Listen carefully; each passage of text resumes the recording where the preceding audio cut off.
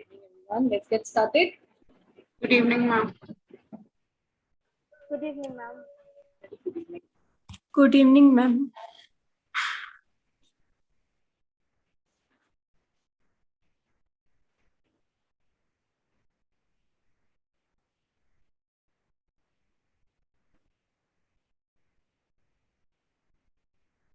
This is where we are. Yeah, benefits is done. Yes, ma'am. All right, so let's do the HR strategic plan.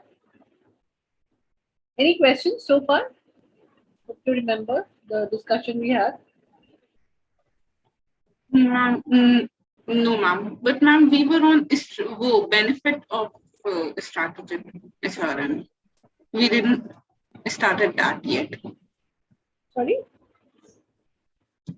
Ma'am, in last class, we ended our class on benefit of SHRM.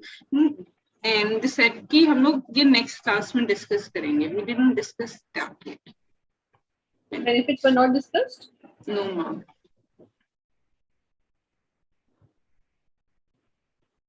All right, so read.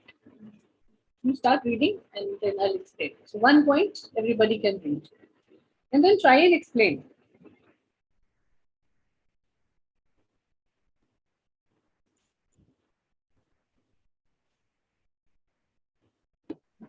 Yes, ma'am. Yeah, Rishi, you go ahead. Yeah. Okay, ma'am. Benefits of HR strategic planning. First one, avoiding costly and disruptive surprises that interfere with achieving goals. As we already know, the strategic planning of HR is like they are more with a strategy based mind. So they just try to minus all the costly things or the all things which disturb the system of any organization or HR based work. So I think that's the point is trying to say, like avoid costly or disruptive surprises that interfere with achieving goals. So see, how come costly and disruptive surprises comes when we are in an ongoing way, turning an organization into achieving goal and doing processes and everything. If there is no planning and organizing of the entire system in a proper manner, that means it is going to cause a lot of trouble. To avoid that trouble, and that trouble can be because of anything. So that disruption that we are talking about can be because of anything. Can be because something really did not move away, something where the team members have fallen apart, something that has costed even more than it should, right? So all these things require a lot of planning and strategizing. So once the strategies are made, keeping in mind what's the company objective, what's the department objective, what exactly everybody has to achieve. So plans would also be created in a similar manner. That plans, if really taken care of in a nice manner, or people start following those plans, then it avoids costly disruptions and surprises. Right? Go ahead, Adiricha, you want to read the second point?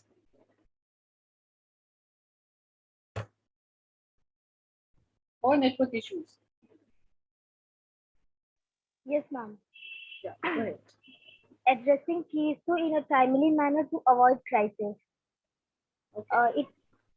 Yeah, go ahead. Ma'am, meaning it means that discussing whatever the company's problem is.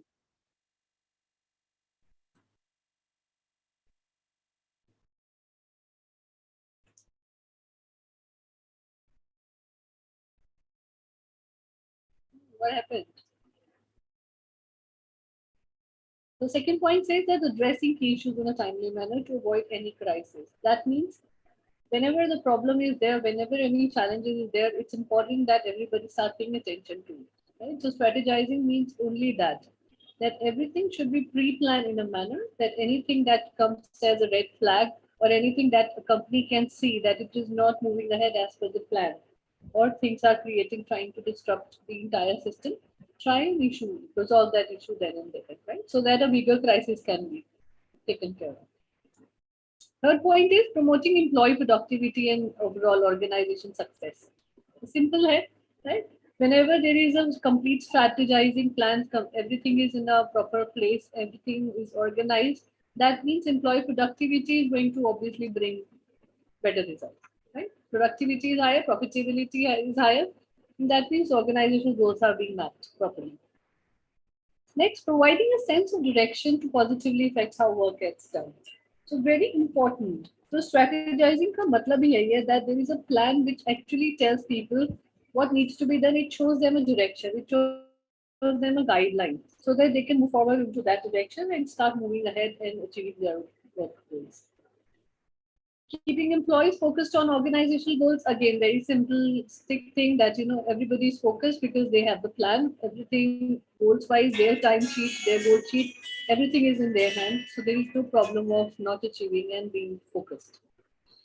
Providing a strategic focus to guide training and development initiatives. Now, very importantly, whenever we see a failure in an organization, a lot of failure comes purely because of two things. One, the communication gaps are very, very high in the organization. Second, because of the lack of training and development opportunities. If the employees will not have proper opportunities to grow within the organization, that means the strategic focus is not really coming across to be a right kind of a thing. The culture is not really fitting into the place, the strategies are not really fitting into the place. So that is the reason why strategic planning in HR really helps focus, guide, training, and development initiatives. Because it requires cost, it requires growth of people, it requires a lot of movement within the organization. Training होगा तो आपके transfers भी होंगे, promotions भी होंगे, succession planning भी होगा. So many things are related together, right? And that's how, if the strategies are not decided in a pre-planned manner or in a proper manner, that means there should be a failure that the company might face in the future. For example, सब कुछ कर लिया training and development में, but there is no succession planning that the organization has decided. Long term goal ही नहीं है. Like few years back, Ratan Tata faced this problem. Right? He tried, but he was, because they had no son, so they were trying to find out somebody who can actually take over Tata business now, so that he can take retirement or he can start slowly giving the work around to that person. But unfortunately, still they are not able to find that one suitable person. Cyrus was hired from Larsen and Toubro to take care of all these things. He failed. He was asked to leave the organization. A lot of things are happening. So before, even because he realizes that there is a timeline that is fixed for him, right? He might be able to leave the world at any point in time. So in order to keep that thing in mind, he wants somebody to take over the business. But unfortunately, there is no succession planning which is happening. So that is one big failure for such a large organization also that you can see. Giving leaders tools to help focus and implement their strategic initiatives. So now it's very important when an organization is there, it should be done in a very decentralized mode. Not everything should be kept with the board of directors.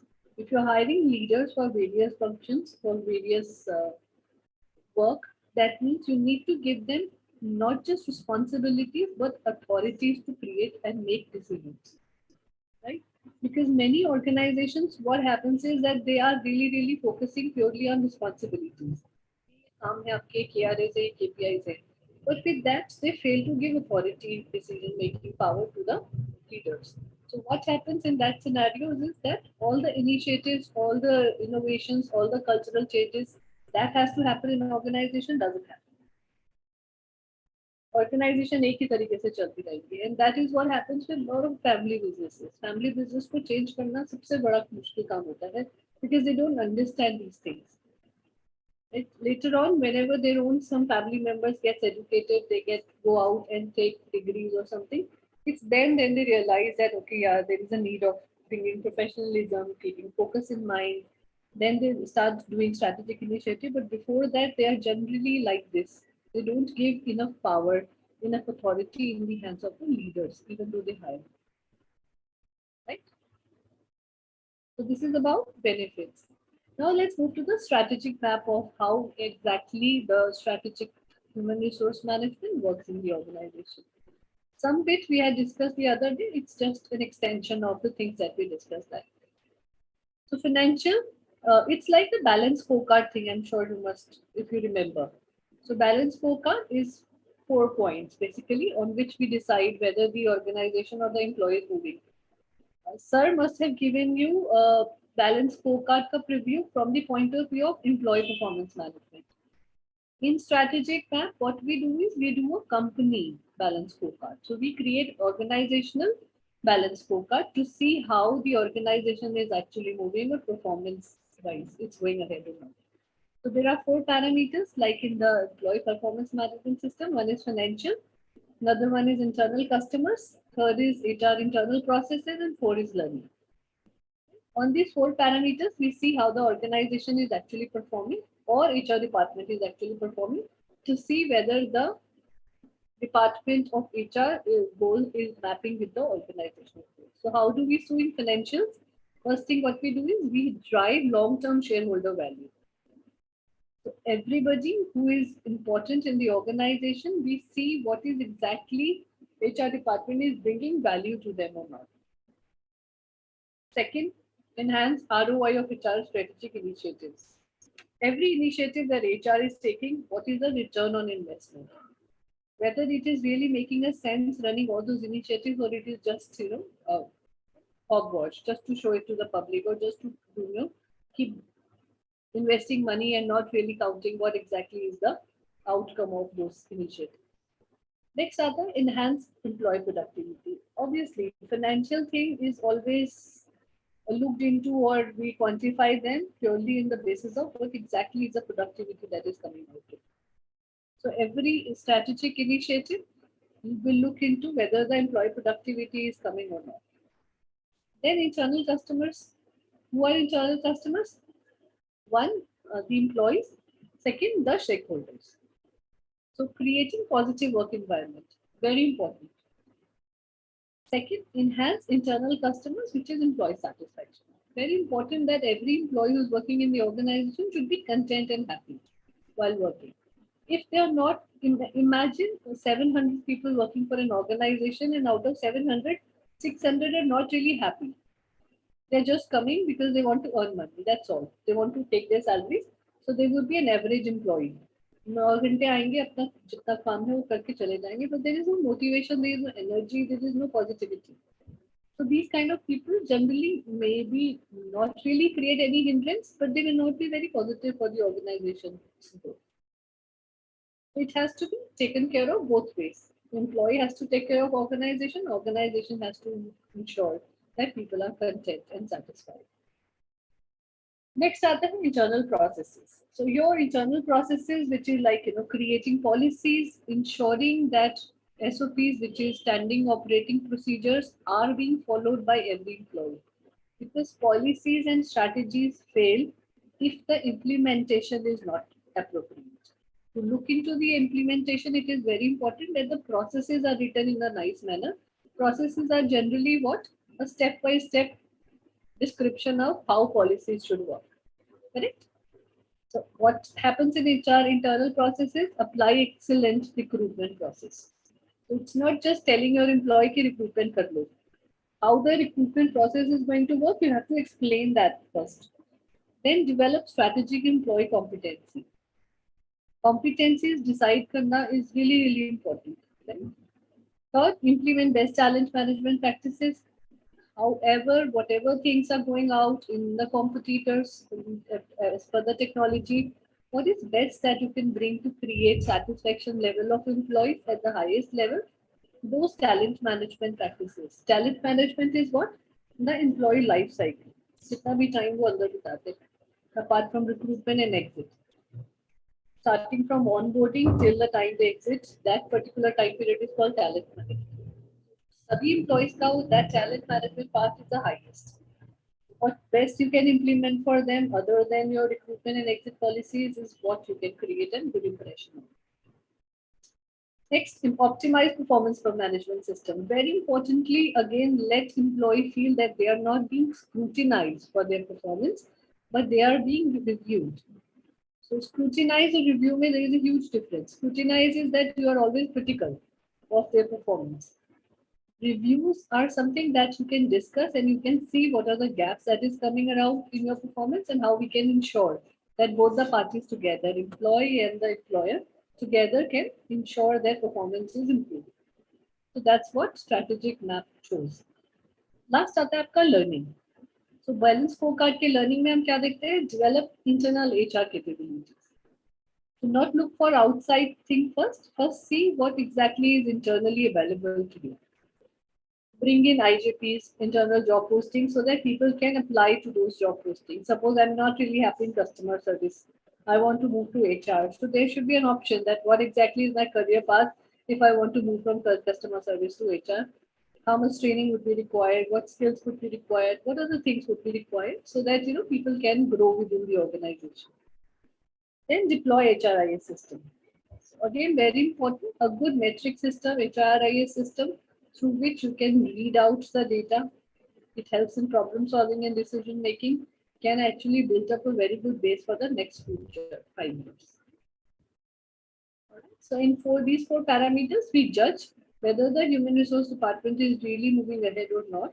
Similar kind of strategic map or balance scorecards you can create for different departments to see whether their performance is really going ahead or not. Wherever we have used HR, you can use their name, what exactly is their work, you can put across that, and then you can create their balance scorecard. So not just individuals' performance, balance scorecard system basically tells organizational performance as well as department performance. This is how the strategic process works. First is elaborating goals, objectives, missions, and vision of the organization. Second is analyzing current manpower or human resource capabilities. Then matching present and the future capabilities that would be required to do organizational goals. Then determining future manpower requirements and gaps. Identifying the tools and means for job accomplishment. Application of suitable human resource management strategies, and last is reviewing progress. Right? We have done this, actually I'm not going into the details. We did that earlier. Now what happens in strategic management in HR is, number one, goal of strategic management is to deploy and allocate resources in a way that gives an organization competitive advantage. Right? What is competitive advantage for an organization? Prachi, any thoughts? Ma'am, more productivity. Okay. Ma'am, some uniqueness. Sorry? I didn't get. Which uniqueness? Ma'am, some uniqueness in the product, like something extra which they've added, or the price of the product. That's for product planning.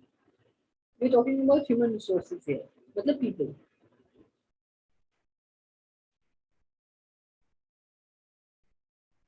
So using people, what you can bring that can add to competitive advantage.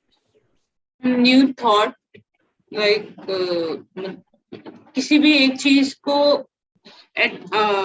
कैसे plan करें या कैसे लाएं, उस चीज को लेके new thoughts can be competitive advantage. New thoughts like what? Give me an example if you have something in mind.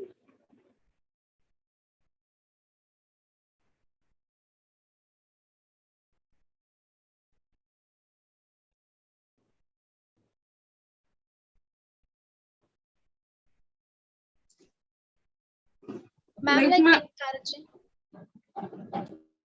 Sorry, I didn't get.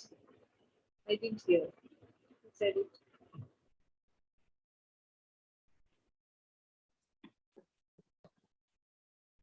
Anamika, you were saying something? Yes, ma'am. I was saying like encouraging each person's new ideas which they put in front of the like in the meeting. Like suppose there's a meeting going on, a high class meeting going on, and there's some person who from the lower level of the management.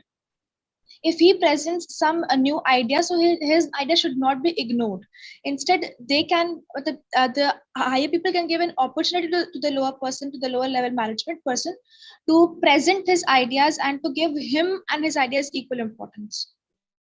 Yeah, correct. So see, it's not just about any middle management. It's like, competitive advantage through deploying the resources means that people should be given advantage over other things, right? In a manner that if you're making a culture, like you're telling the culture of the organization is about innovation and creativeness. So then you have to give that much of what do you call it? Power in the hands of people that they can bring in their ideas to you. Many organizations, what they do is they say that, culturally we are very open, we are very innovative, we let people decide and do everything. But when it comes to day-to-day learning or day-to-day running around in the organization, they don't give that much of power to anybody. So what Namita said is correct, that somebody wants to bring in that their ideas, or they want to come up, share something innovative, maybe a product, maybe any idea, maybe anything that they thought is going new, then why not? So the system says that organization, the resource management can be hierarchy system, can be structural system, anything should be in a manner that it should not run on just hierarchies. That manager जो कहेगा वही लोगों को करना है. If anybody has any ideas, innovation, strategies, any disruptive ideas that they can bring in and then find out. Imagine people working in organization for so many years, right? And they really do not get a chance to show their creativity and innovation in the organization. And then they leave the organization after 7 years, working 10 years, 15 years. They start their own entrepreneurial things, and then they bring in so many different kind of ideas in their entrepreneurial project. Purely because that's why they have started something new, because the mind was filled with different ideas. And they did the research and they wanted to explore whether this idea will work or not. Right? There are many people who run different kind of startups. एक fail हो जाती है, still they don't really, feel bad about it. Next year again they start something different. Right? So this is why, because वो जो कीड़ा होता है ना creativity का, that doesn't really die. So organization should give that much of empowerment to people so that they can bring in their creativity at various points. So that's what strategic management is all about. Then second point is HRM function must be integrally involved in company strategic management process. So it's not just HR, but entire management process. HR should be very, very important part of it. Initially, what used to happen, not initially last 15 साल से पहले जो भी human resource departments होते थे, they used to be just one shared service department, or they used to be called back end department. कि जो CEO ने कह दिया वो कर रहा है HR, चाहे वो HR हेड हो कंपनी का, जनरल मैनेजर हो, डायरेक्टर हो, सब ऐसे ही काम करते थे.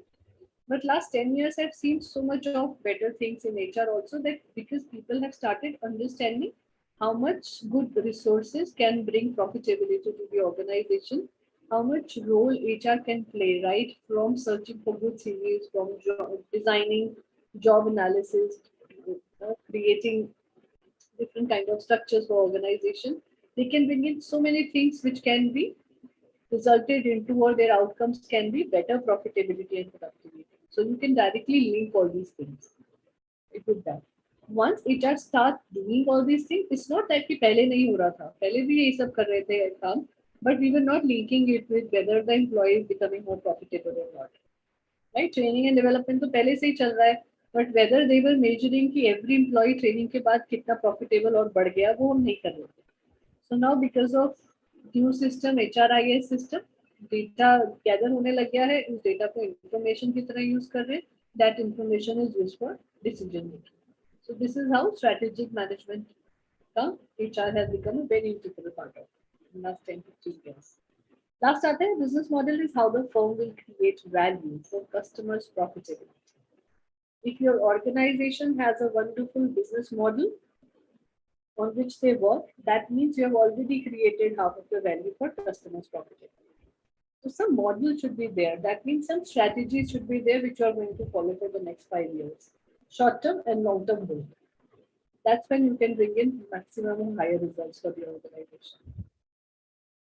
क्या क्या फेजेस आते हैं स्ट्रेटेजिक मैनेजमेंट करने में एचआर को? Number one is goal setting, that analysis of that goals, then strategy formulation, implementation and evaluation. Right? What is the strategies? Four elements for strategy formation is same thing that we have discussed कि पहले हम company की strategy decide करेंगे, vision, mission, strategic goals and tactics. So life time के लिए हम क्या decide करते हैं? कंपनी का वैल्यूज. ये वैल्यूज कंपनी के रहेंगे हमेशा. सो फॉर एग्जांपल क्या बिलीव्स है, क्या एथिक्स रहेंगे, क्या प्रिंसिपल्स रहेंगे. 20 years के लिए हम जनरली डिसाइड करते हैं the vision of the organisation. 15-20 years. Why are we in the business? First question it solves that. Second is, if the market change, what could be, whether we will be still doing what we are doing currently or the strategy will change. Third question is, how does this work fulfill your core values and ethics? Whether what you are doing is actually adding to the first point of your ethics, principles, beliefs or not. Then mission आता है. Mission is for 5 years generally or 5 to 10 years largely. So what do missions decide? They decide what do we want to contribute to the society large. Right? हमारी organization से society को क्या profit होना है और हमारी country को क्या benefit होना है. Then how can we change our world, industry or community through whatever business we are doing? What change is that is bringing? Then 1 to 5 years के लिए again बनते हैं strategic goals. So out of your mission and vision, now comes the strategic goals that you decide what exactly you want to accomplish and when do you want to accomplish it. फिर आ जाती है आपकी tactics. That means आप कैसे accomplish करोगे चीजों को. आपके short term goals क्या हैं? What are the projects that you are going to work on? What kind of resources you need?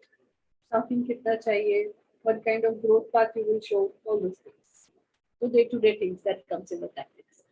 So this is how the strategy formulation is done. Then there are few things which create a lot of impact on strategic human resource management or strategic management in general.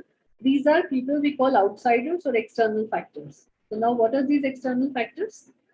The customers, the market or the competitors. So it is very important for every organization to do that very importantly and see where exactly we stand. So questions like, what business are we in? Whether you are in a correct business or not, that's very important thing to ask. Then what is going on in the world in which you do business?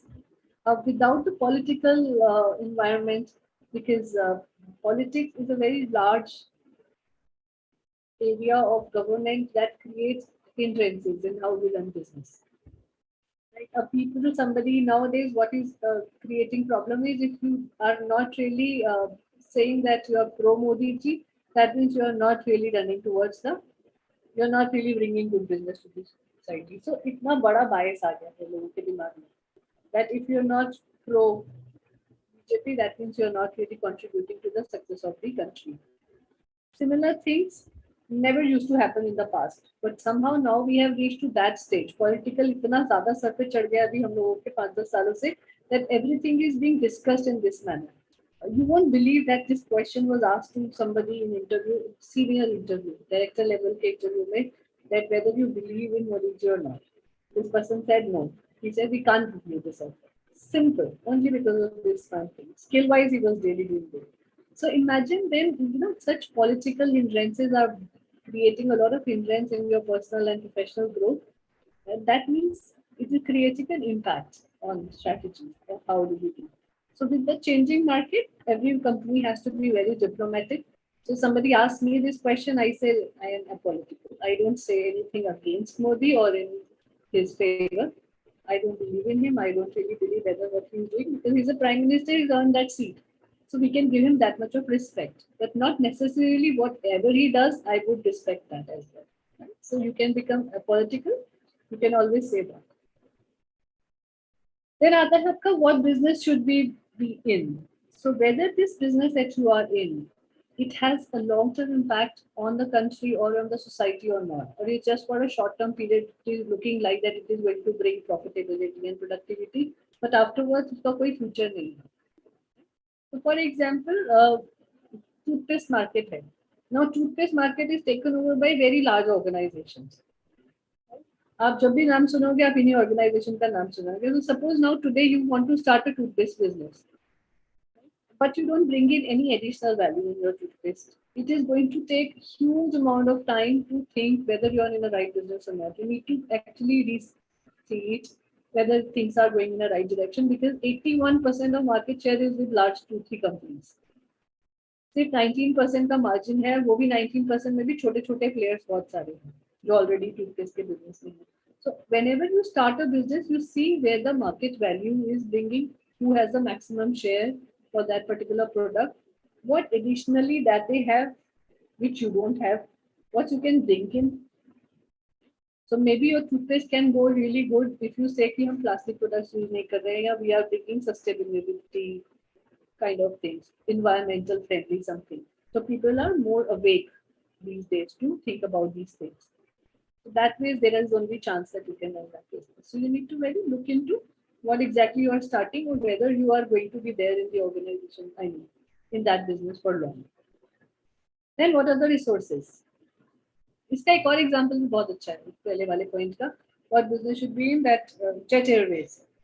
Right, Jet Airways realizes that they are not going to be a profitable company for a long-term period. Right, so that was when they decided कि हमें अब अपना back step ले लेना चाहिए. So they stopped actually continuing the organization anymore. Airlines is one business जहाँ पर profit margins are very low because expenses are so high. And if you're not running too many flights, there are chances that if your flight is sitting in an airport for a longer time period, taxes इतने ज़्यादा हैं वहाँ के, इतना पैसा जाता है वहाँ पर that you can never become profitable. That's why most of the airline companies flop. Indigo, Vistara, and now maybe Tata is going to do good purely because they keep flying. They don't have too much of waiting period. एक जगह से आते हैं 45 minutes में they do another people come in and then they start from another destination. So it's very quick process. They do not sit their airplanes on the airport for longer period of time. Hence, they are making good money. So you have to look into which industry you are in. So you need to do a research analysis completely of which industry we are in, why are we doing this business, kitni profitability मिलेगी इसके अंदर. Then what are the resources that is required? Very simplistic question. Right? Then what are your core competencies? Not of the people, but of the organization. You have to see that what exactly is that I have and other organizations do not have. Right?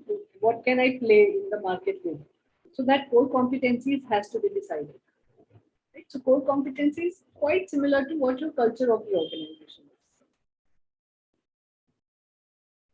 Then what are your competitors? Very important to do. Right? Who are your competitors? What are their profitability ratios? Why are they doing business? Maximum information that you can gather about your competitors can give you an added advantage to run your own business in the market. But don't get influenced by what they are doing. Don't get too much of bring in that doubt theory in yourself कि पता नहीं उनका चल रहा है हमारा चलेगा या नहीं. So don't bring all those things, but do a proper research and then see what exactly you can do which they are not doing. And then how well we compete. जब आपको सारा research हो जाएगा, then you will know that you are really good enough to compete in the market. So strategies का मतलब ही यही है strategies का that you have to create such an added advantage for yourself in the market so that your products and services can sell better than your competitors, but without cutting their margins and not really cutting your own margins.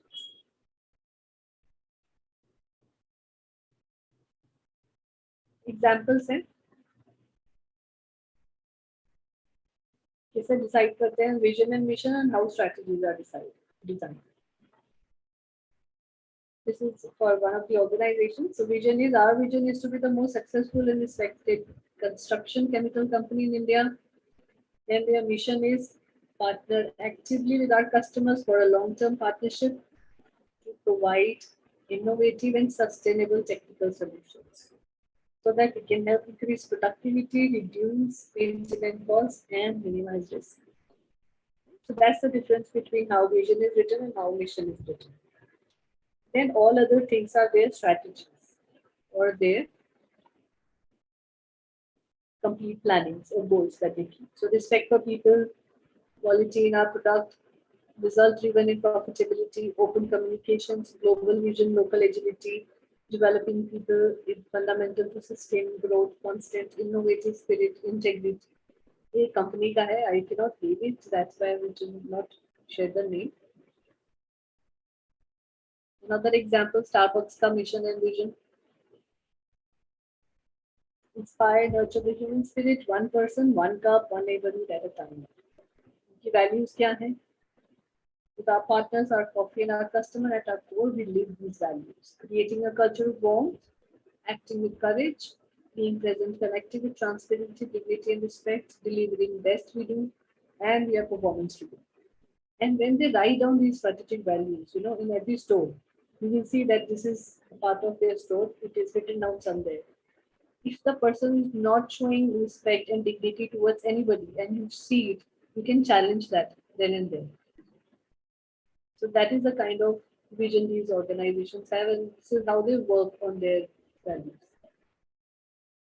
फिर आता है आपका strategy का very important part, which we discussed last Wednesday also, that it's very important. Like we did it for the personal self introspection, how we are actually performing. We need to do it for the organization. How exactly is organizations running? What is the best strengths they have today? What are the kind of weaknesses they are having in threats and opportunities. So some examples can be solid customer base है, diversified web presence है, cash reserves अच्छे हैं. Weaknesses क्या है? Sales team नहीं है, experience नहीं है, social media presence is weak. Opportunities क्या है? They can expand in the European market. They can acquire good competitors also. Threats क्या है? New emerging competitors, lack of differentiation, and government regulation. So government regulation is most of the time threat to maximum organization. If you do not have a proper liaison between you and council.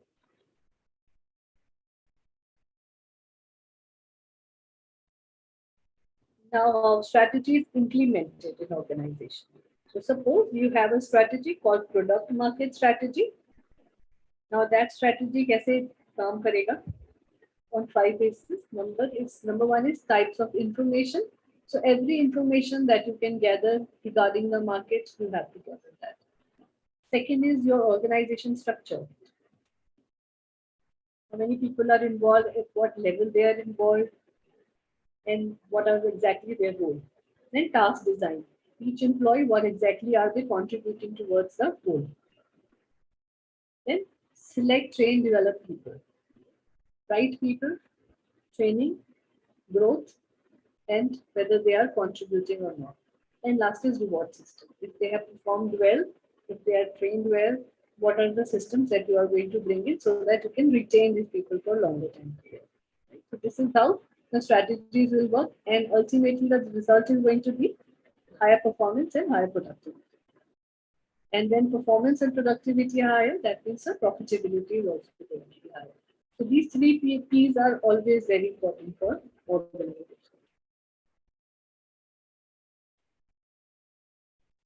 Conceptual framework कैसे काम करता है? In designing strategies or getting the implementation of strategies. Right? So there are certain dependent variables. We talk about independent variables. Dependent variables क्या होते हैं? जो directly impact करते हैं strategies के ऊपर. Right? So for example, achievement of strategy objective. Objective ही नहीं होगा clear, so that means there will be a chances that it is not going to be a super successful thing. Then achievement of the organization mission and vision. Right? Third is organization competitiveness, and fourth is timely completion of projects.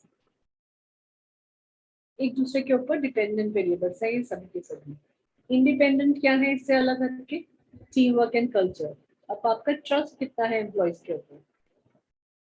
Right? People say that is not going to have an impact on strategy, but it has a indirect impact. Involvement of people, management support, ideas sharing. फिर stability culture बनाने के लिए क्या क्या चीजें जरूरी है? Rules, autonomy, consistency and predictability. Predictability कैसे आती है organizations में? When you have very good database and you know how to create information system out of your database. Risk taking culture. कैसे आता है risk taking culture? With lot of innovations, you give free hand to people to make mistakes. See, if people are not making mistakes, that means they are not learning by their own doing. If they are not learning by doing themselves, that means कि उनको सिर्फ instructions लेने की आदत है. They will never be somebody who can use their own brain and work. So it's very important that you lead them with a free hand at some point in time. And not in every project, it is not possible. That's not how organizations might work. But in few projects wherever the risks are less, and you can actually give them free hand to see. And creativity is very similar with innovation. A lot of different things, like in HR also we used to do. I always used to tell my team, especially the people who were involved in employee relationships, bring in some different ideas to बाकी company नहीं कर रही है. Because call centers were huge, 20,000 people working at one point in time. So आपने billiards लगा दिया, pool लगा दिया, swimming pool भी है organization में, free time में सब कुछ करा रहे हैं हम लोग. But still people are leaving. 3 months, 4 months, 5 months, they would leave and join some other. 1,000 रुपए के लिए कोई और call center join कर लेते थे. They have kids, so they wanted to earn money as much as income. So I told my team that you have to bring in such ideas where you can actually keep them emotionally involved with the organization. If they are not happy with money or other things, keep them emotionally involved, right? So that you can map up their ambition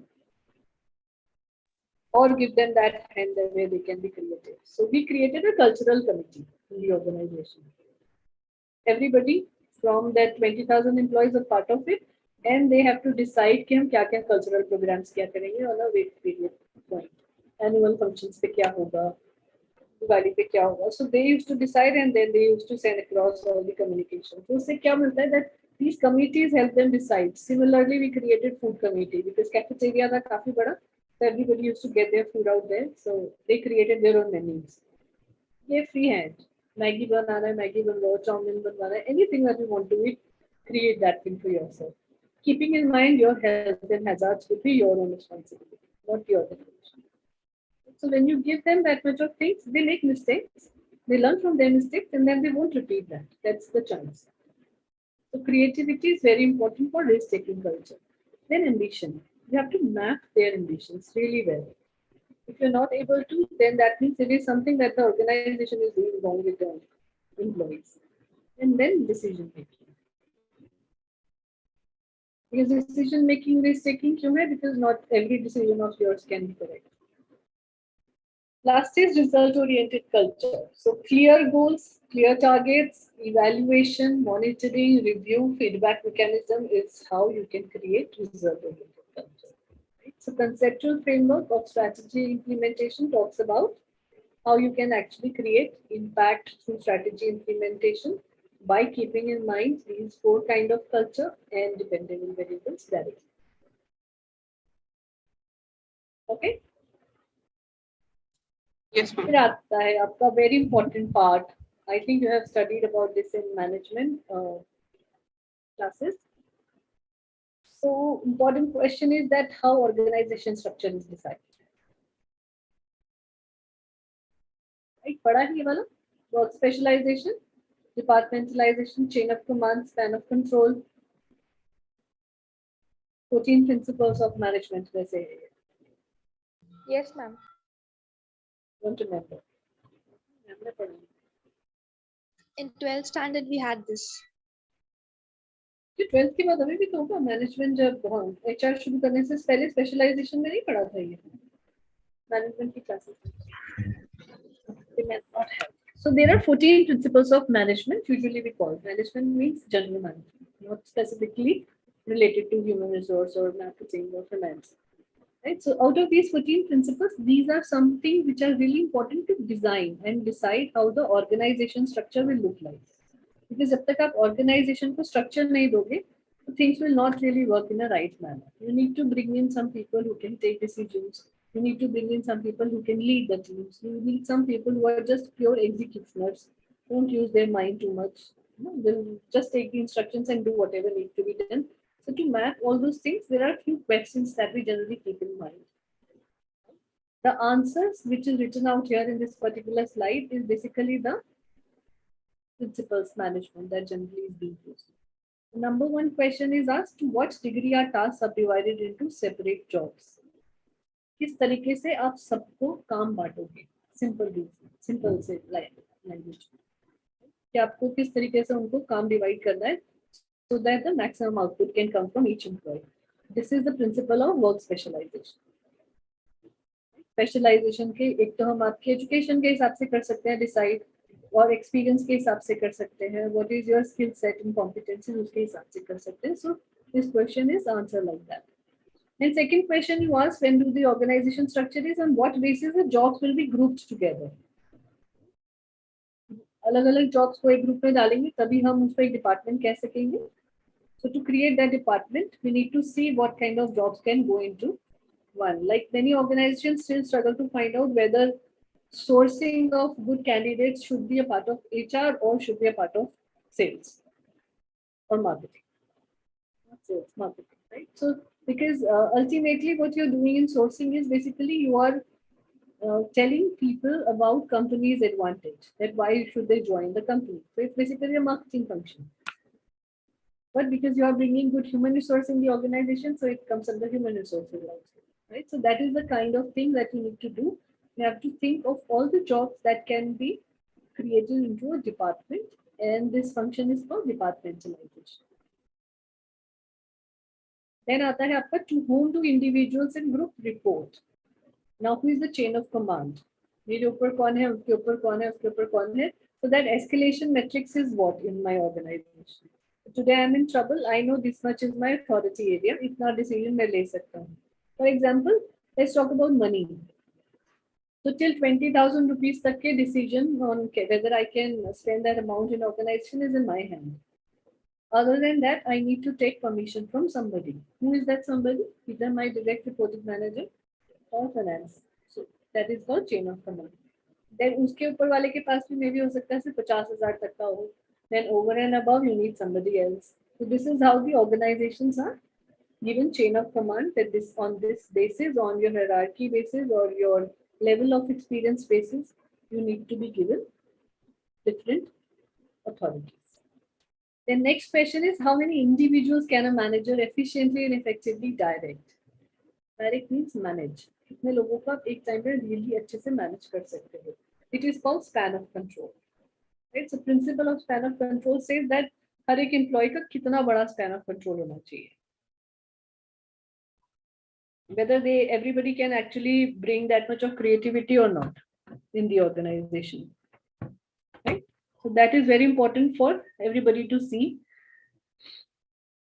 कि कई बार organizations करती हैं 70 लोग एक team के अंदर दे देती हैं to manage one individual, and it gets very difficult for somebody to manage so many people in that go, because 70 लोगों को आप direct command दे ही नहीं सकते हो. You need at least one more person in between. So your span of control then would be divided. So it is to see that how many people you can actually manage in a right manner and which can leave long-term impact for the organization. Then fifth point is, where does decision making authority lies? अब बहुत सारी organization दो तरीके से काम करती है, centralization way में और decentralized way में. Centralized way में कैसे काम करते हैं? That means that authority is decided and distributed among various team members. कि कितना किसके पास decision लेने का power है, that is decentralized. Some organizations still run on that basis, that maximum power is in the hand of a group of people only. Generally the leadership team or core community, board of directors, CEO, whatever you want to call them, generally they do these kind of things. So wherever there is a centralization of decision making, chances are that बहुत monopoly system होगा, not really very creativity, not too much of innovation.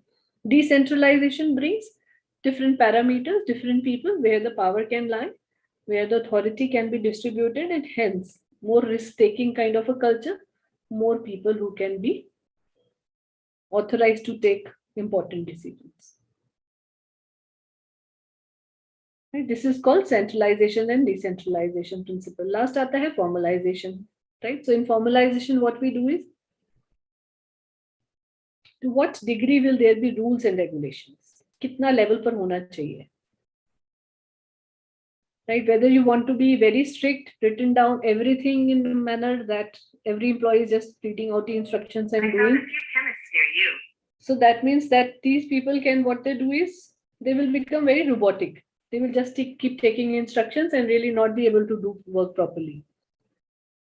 Then second level of people होता है कि बहुत free hand दे दो, एकदम छोड़ दो खुला, so that they won't follow the discipline. So when you decide on formalization, it's very important to keep certain code of conduct. That is why many organizations design code of conduct. So code of conduct is basically rules which every organization has to follow. For example, basic etiquettes like थूकना नहीं है organisation के अंदर. In fact manufacturing unit के अंदर तो स्पिटून्स भी बनाए होते हैं कि कहाँ पर एग्जैक्टली, बिकॉज पान मसाला चबाने की बहुत बड़ी प्रॉब्लम है इंडिया में, and it's a genuine problem. So आप देखोगे पुरानी जो मैन्युफैक्चरिंग इंडस्ट्रीज बनी हुई है अभी भी वहाँ स्पिटून्स बने हुए हैं. पिटून्स मतलब देयर इज अ प्लेस जहाँ पर आपने थूकना है. वो सिर्फ पिटून्स पे सिर्फ लाल रंग के निशान नहीं होंगे, उसके आसपास सब दीवारों पे भी होंगे. So to keep all these things, Tata has gone into that level. ये सब laws जो है उस time पे Tata ने बनाए थे because they were facing these challenges. So this is not a new problem. This problem is going on because these laws were designed almost 100 years back. 90 years तो हो ही गए होंगे. Right? So this is the biggest problem and still we have not changed it. अभी भी हम कहते हैं British ने हमें रूल चेंज किया था इसीलिए हमारी आदतें ठीक नहीं है, उन्होंने हमें स्ट्रिक्ट कर दिया. But imagine we don't want to change. Thukna is not really a good habit, but organization mein people still do it. And trust me, it's not just the junior level people, there are senior level people who are in this habit of eating pan bahar and they do this. हमको seriously in HR हमने clearly मना किया था कि never put your drawings with your spits anywhere in the organization. These kind of rules also we had created. वैसा generally होता है, right? So these are very important things, that what exactly are the rules that you want people to follow and what exactly are the things that you want to leave for them to decide on their own, right? आप time दे दो कि इतने बजे आ सकते हो, but you cannot keep a डंडा, you cannot stand on a gun point कि मार देंगे अगर time से नहीं होगी. So there is a difference that has to be done. So that formalization is called set of rules, which is code of conduct for the organization. Organization structure जब बन जाते हैं, this is how the metric structures look like. So, different type के structures होते हैं. Out of one is metric structure. So metric structure is basically done in this manner, where there are too many levels involved. So, for example, 4 departments का हमने example लिया है इसके अंदर. तो 4 departments के इस तरीके से हमने division किया हुआ है. Marketing manager के अंदर there are 4 projects which is running, ABCD 4 projects. चारों projects के team leaders है, उनके अंदर अलग अलग टीम मेंबर्स हैं. एक टीम मेंबर्स मार्केटिंग का, एक ऑपरेशंस का, एक फाइनेंस का, एक एचआर का. This is how the project is running. Project B भी ऐसे ही चल रहा है, सी भी ऐसे ही चल रहा है, डी भी ऐसे ही चल रहा है. So this is metric system. Metric system says that project wise also and departmental wise also we have created the team in the organization. Correct? Got it? Not too difficult. फिर आता है flat structure. Now flat structure is where you have one departmental head and everybody in that department is reporting into him. तो sir कुछ भी designation दे दो, department head they दो, HR head, ये सारे के सारे एचआर मैनेजर्स, एग्जीक्यूटिव सब उसी को रिपोर्ट कर रहे हैं. There is no other level in between. उसके ऊपर भी फिर ऐसे ही होगा, that HR head will have only CEOs where they are reporting into, nobody else in between. So ma'am, this will be different for all the other departments like HR, finance, marketing. सबके लिए, yeah, flat structure means for every company. मतलब for the entire company, it is the structure you can put. That is the reason why I have not put any department's name. So you can replicate this with every department. फिर आता है hierarchical structure. Hierarchical structure is basically where you have different hierarchies, different power matrix that you have in people's hand. So suppose ऊपर वाला हो गया CEO, the one. Then 3 can be 3 departmental heads reporting into him. Then under them maybe senior managers or DGMs or general managers. Then under them managers, area managers, whatever. So you can decide that. And it doesn't stop here. Hierarchy keep going on. Hierarchy levels are generally very, very large in organizations. उनके अंदर थोड़ी सी problem ये होती है that decision making takes a lot of time. because not too much of authority is given at every level.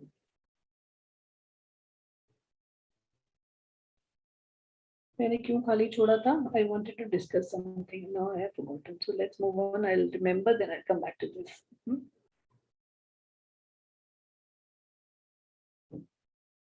Now, after you have decided whether the structures कौन सा आप अपनी company का बनाने वाले हो, what kind of organization structure you want to choose, then we talk about strategies. What kind of strategies are there? Right. So apart from other strategies that basically runs in organization, there are called directional strategies. So directional strategies basically helps you decide in long term how your organizations are going to perform.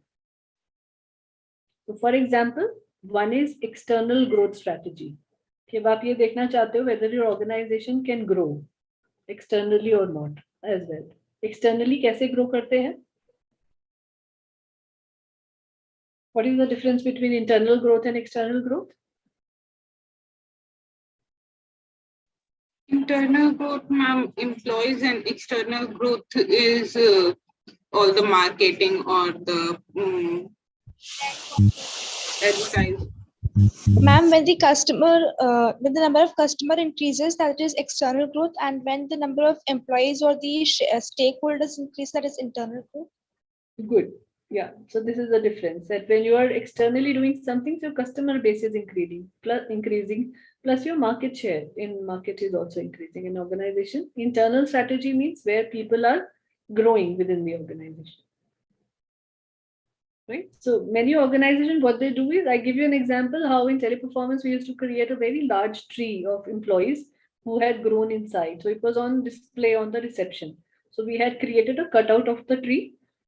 NEET पे जो जड़ थी उस पे लिखा हुआ था obviously the name of the organization, then various branches पे from where the people started as a sapling, मतलब they joined as an executive or maybe as a call center agent, and then how they grew in 7 years. So in 7 years उस company का best part था that lot many people have internally grown. And even today, the person who is managing human resource department, he's now the current, what do you call it? I think senior director HR. He is the one who's been in this organization throughout. He started his career there, and last 21 years he has given to the organization. Started purely as a call center agent, and he grew now up to a strategic director HR. Right? So this is how the companies can actually create an opportunity, and it is on display. And not just one employee, so many employees were there. So we had different trees on display telling about their stories, how they had grown. Then other concentration strategies. So what do you understand by concentration strategy? Any thoughts?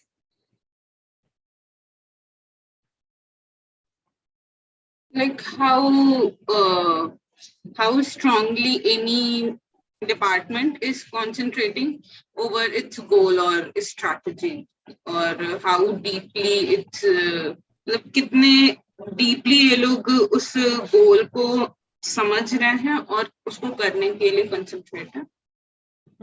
How can it be directional strategy? Link both the things. Why are we discussing directional strategy and why we have concentration strategy as part of it? The directional strategies are purely those strategies which gives direction to organizations on time to time basis. So one of the direction strategies is concentration strategy. What is that concentration that we're talking about here? Goal, achieving the goal. Correct. Achieving the goal is good. What else can we concentrate on as an organization? Our customers. Correct. Customers. Keeping customer satisfaction in mind. Yeah. Increasing share and productivity. So concentrating on those strategies which can bring in more market share. So any examples of concentration strategy that comes to your mind that you know of? Any organization has done that?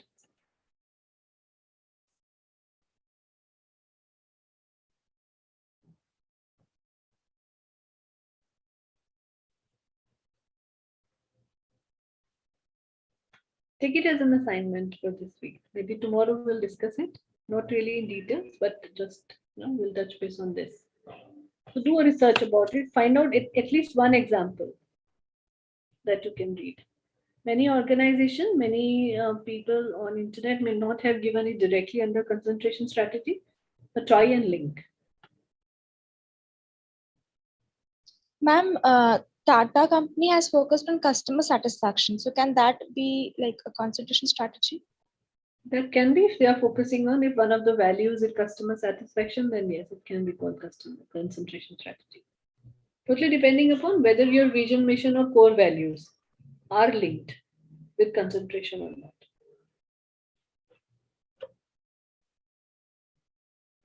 फिर आपका easy वाला आता है internal growth strategy. You know all about internal growth strategy, right? Internal growth can be done. Succession planning is one good example.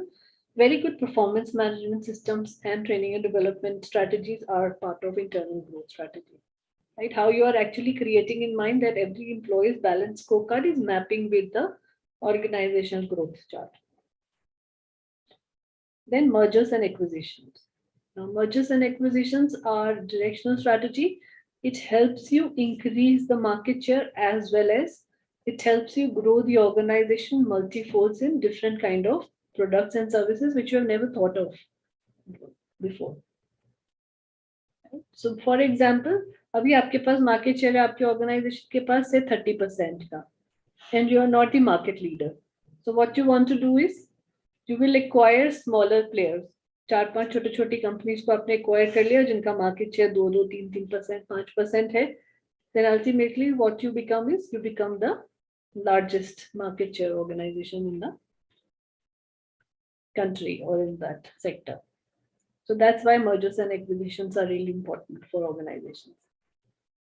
Also, it helps in diversification. आप एक ही तरह के product services करते जा रहे हो, फिर आपको रियलाइज होता है over a period of time कि एक ही तरीके से जाएंगे तो मार्केट शेयर या profitability will not increase that much. So let's diversify our business, right? So when Tata came into technology, it was a huge step.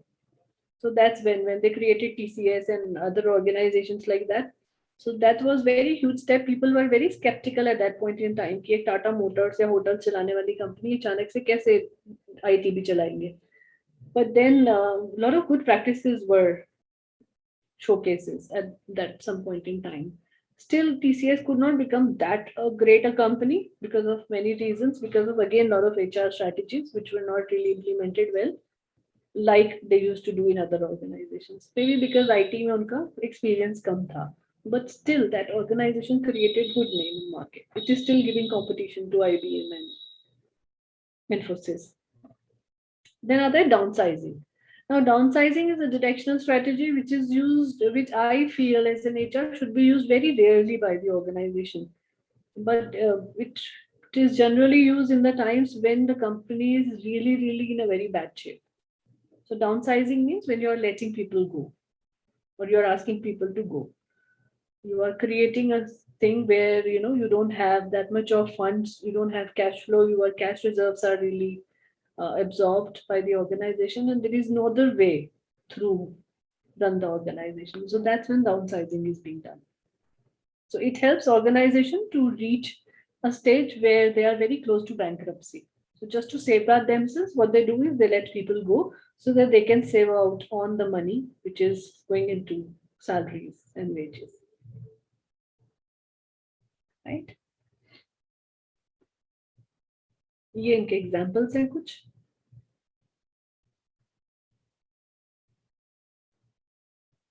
So you want to read out? Any one of you can read it out.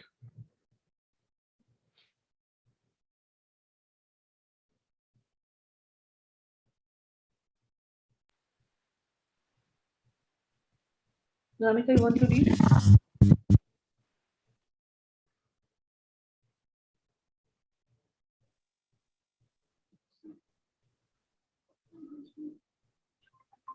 Not able to do that? Akriti, Shakti, any one of you?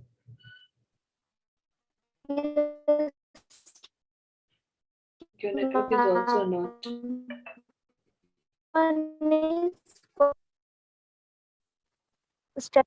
Ma'am,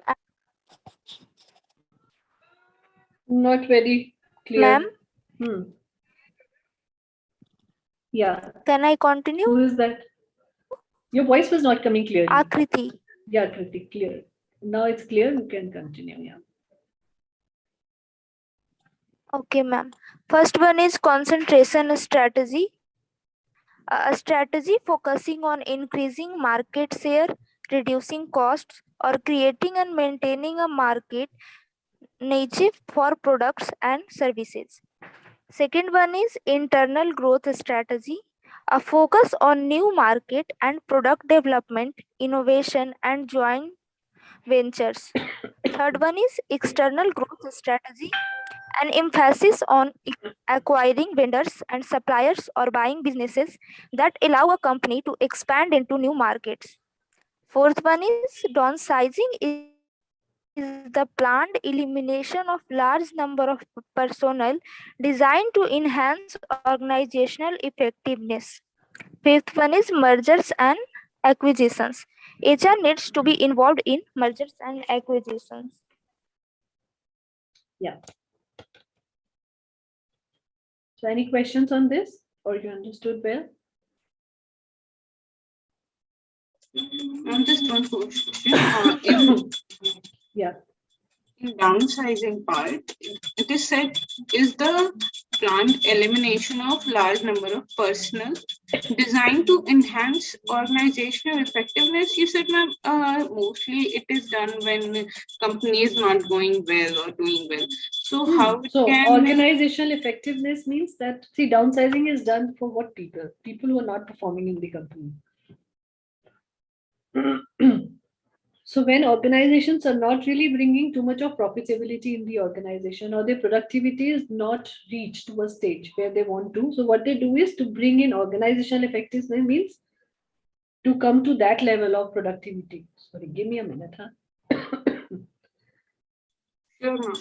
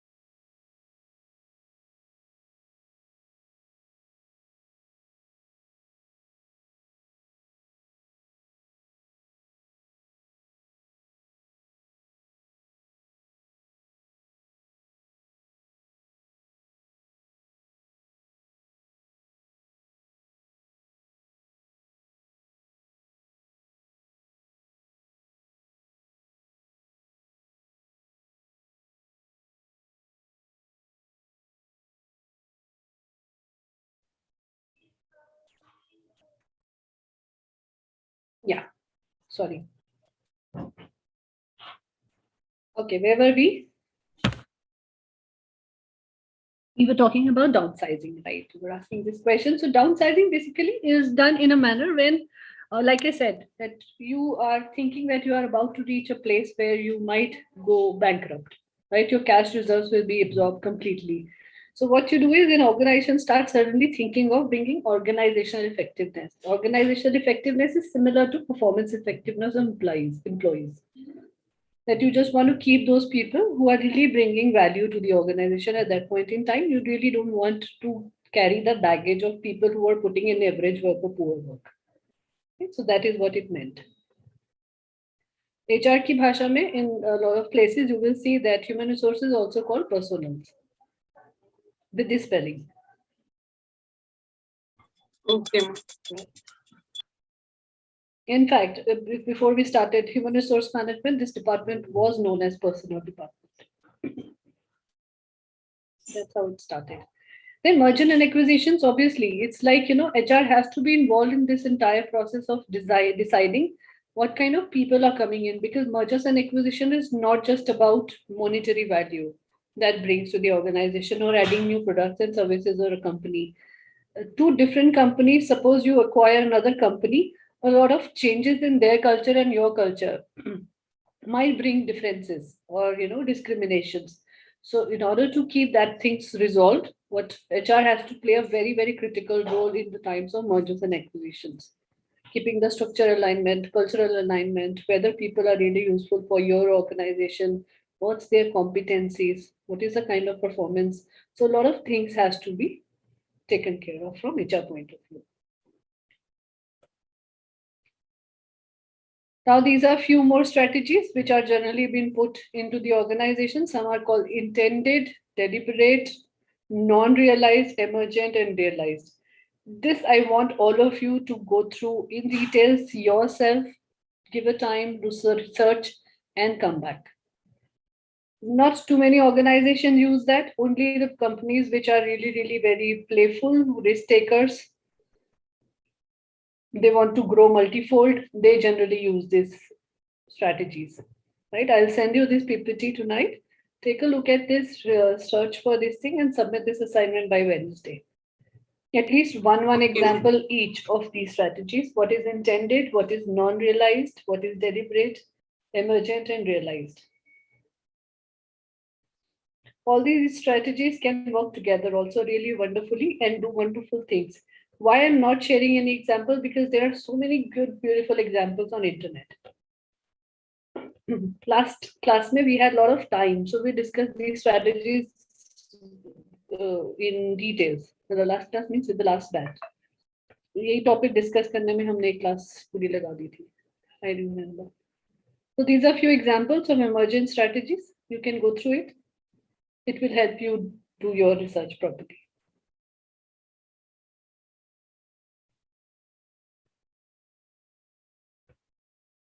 Yeah, you can read these examples. So this example is an employee at a clothing manufacturing plant notices that a company standard process for cutting.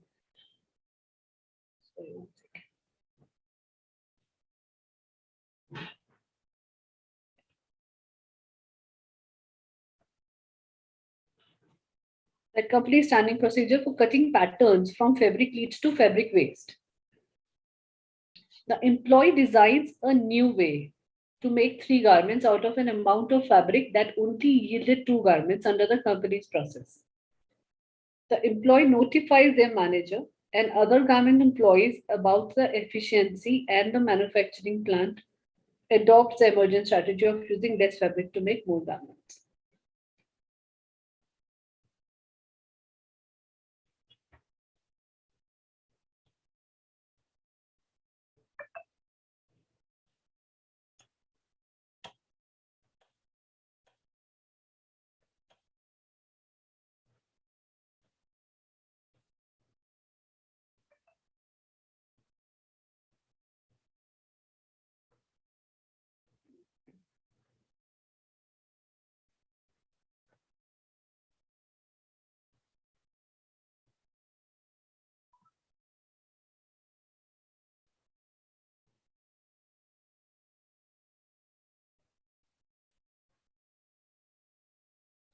Got it? This is example 2. A gym offering group exercise classes and personal training services experiences financial uncertainty because of the coronavirus pandemic.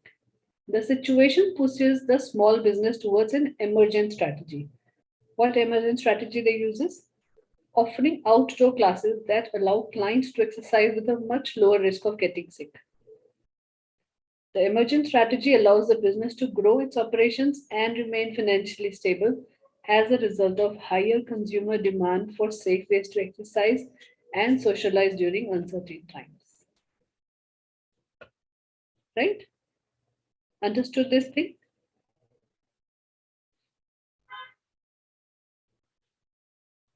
So, with this, your strategic human resource management is over.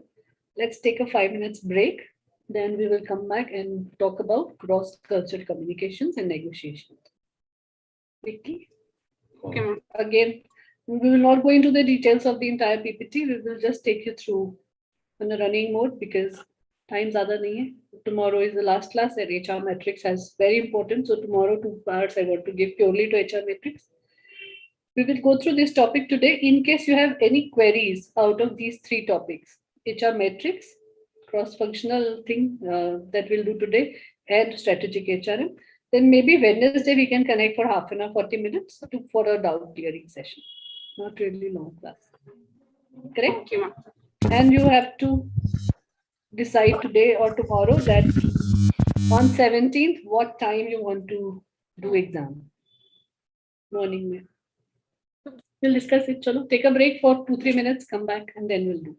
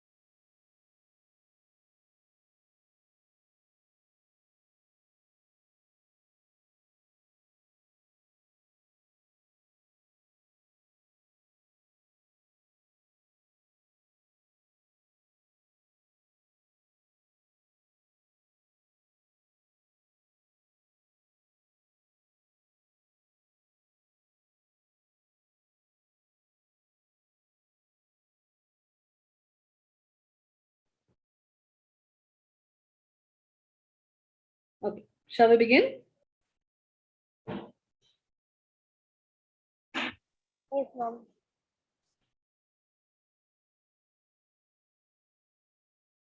Okay. So the topic is cross-cultural communication and negotiation skills.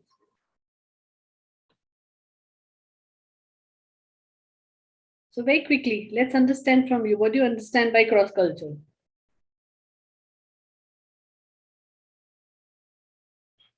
Diversity. Okay. Diversity in what sense? Diversity in like allowing everyone's culture to be a part of the organization. Okay. So that is one way of looking at it. What about when you're hiring different kind of people from different cultures in organization, or your organization is doing business in different countries?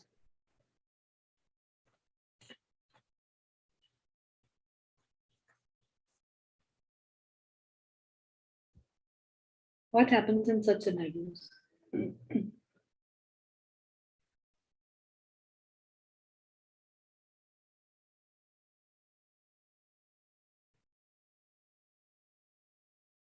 No thoughts? Ma'am, like the problems they face.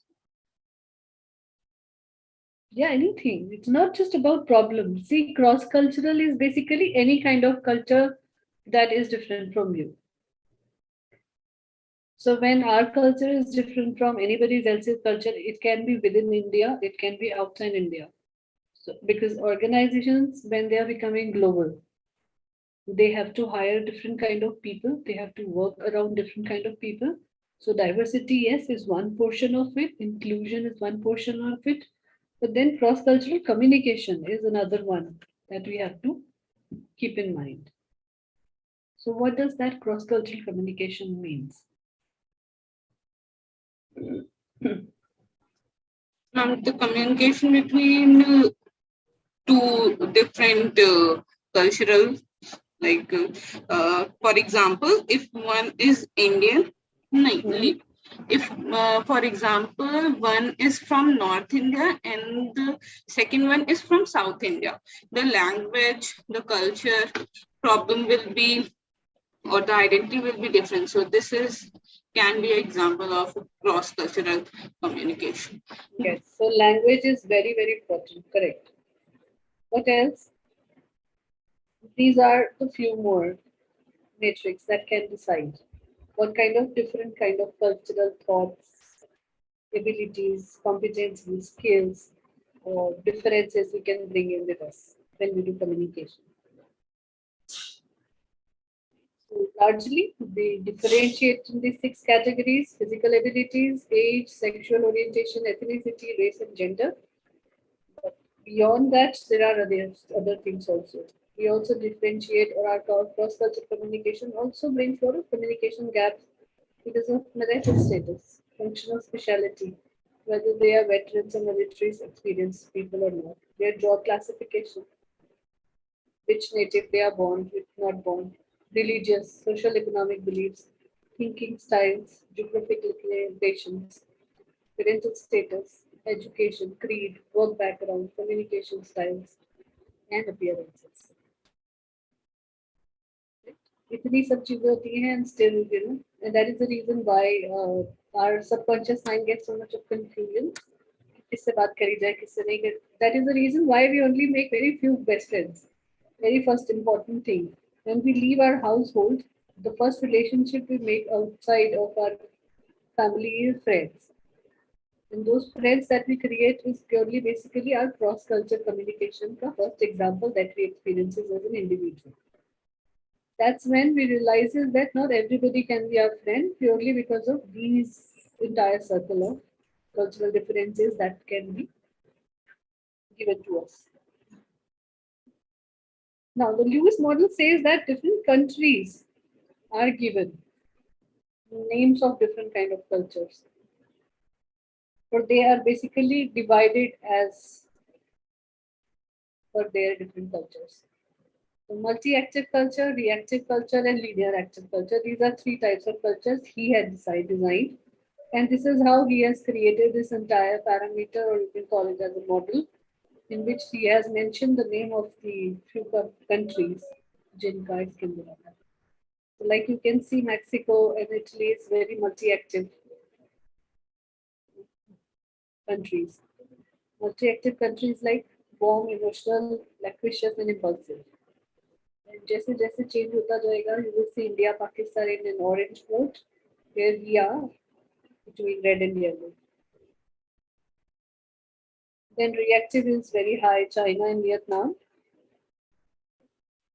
And then as again we move this side, east to west, Japan, Taiwan, it turns green and then it turns blue. Blue is again linear active. It's like Germany, Switzerland, Luxembourg, USA, these kind of countries. Then again it changes the color. Right? So this is how he has designed that countries purely on the way the cultures of the countries are, how people react and talk to each other, how things are being done in the country, is this is how we do our communication also. Now, what are the factors that create or affect cross-cultural communication? There are four basically. One is interpretation of time, interpretation of space, non-verbal communication, and cross-cultural communication. So number one is interpretation of time. What does it mean, that interpretation of time?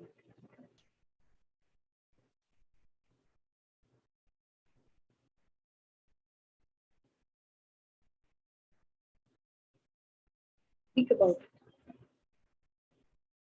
Like you said, language is a parameter.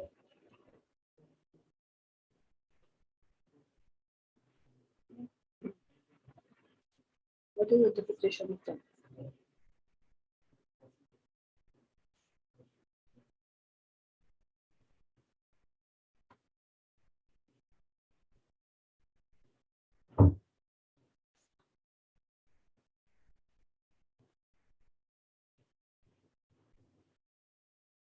Communication skills पढ़ा है detail में?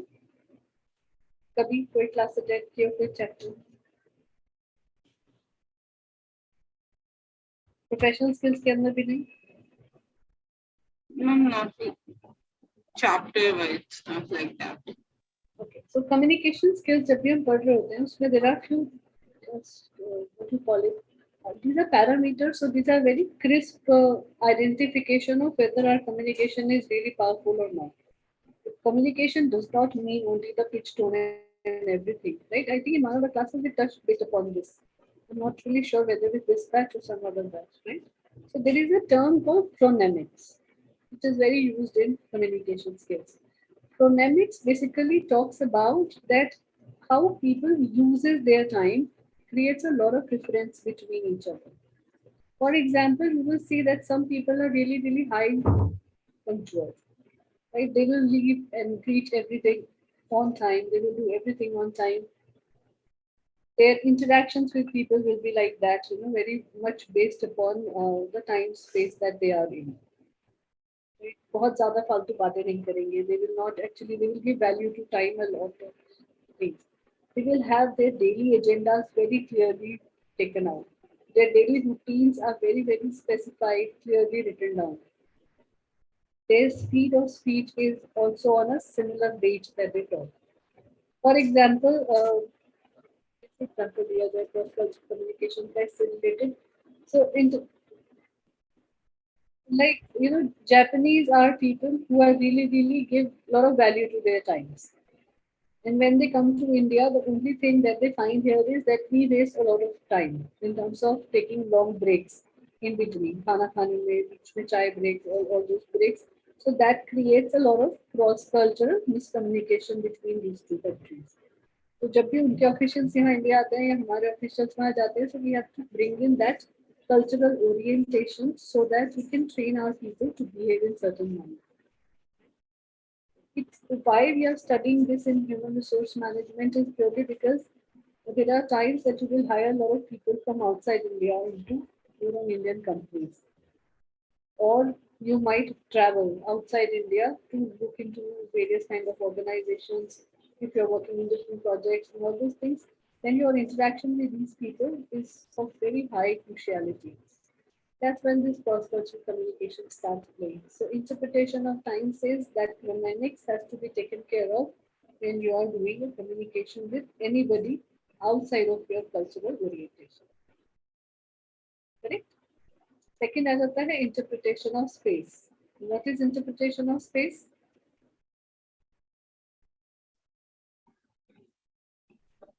Just like time, we can say कि किस जगह पे मिल रहे हैं या उसका environment Environment, yes. can affect the communication. Yeah. और क्या कर सकते हैं? Ma'am, approaching like in a space, I can include how one person is approaching to another, or how they are environment ही मतलब कि एक बहुत ज्यादा approachable है लेकिन सामने वाला बहुत सुस्त है, तो like that. Yes, very nice. So not just sust or active also means that interpretation of space मतलब that society में हमारे status की वजह से जो space किया हुआ है, that space is really an important thing to get taken care of, right? In organizations there are hierarchies. Outside organizations there are different systems in which we work. So sometimes you say that without even knowing whether we know of interpretation of space or not. We generally talk with people who are of high social rank in society in a different manner than the other people. For example, tomorrow you meet an IAS officer. What is the kind of behavior you will showcase in front of him? Okay. Professionalism, punctuality, or rule regulations follow, or these kinds of So in general, forget working with them. In general, if you meet some IAS officer, what is the kind of, what is the way you will greet them? How will you talk to them?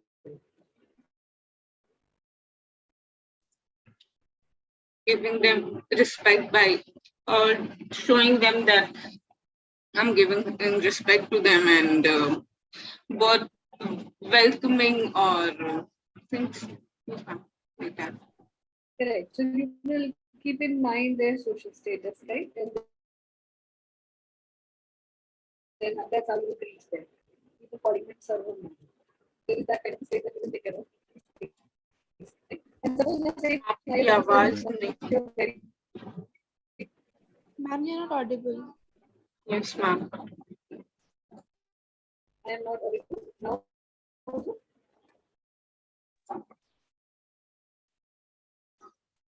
No, it's not clear.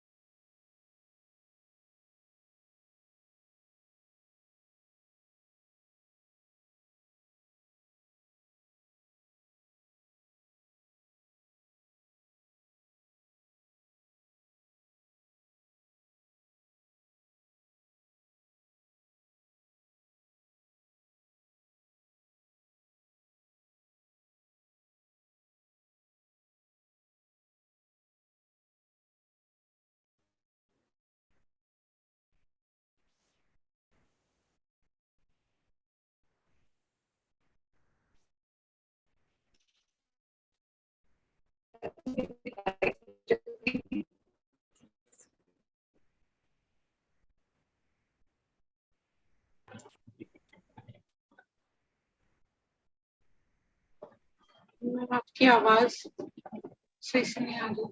Yes, ma'am.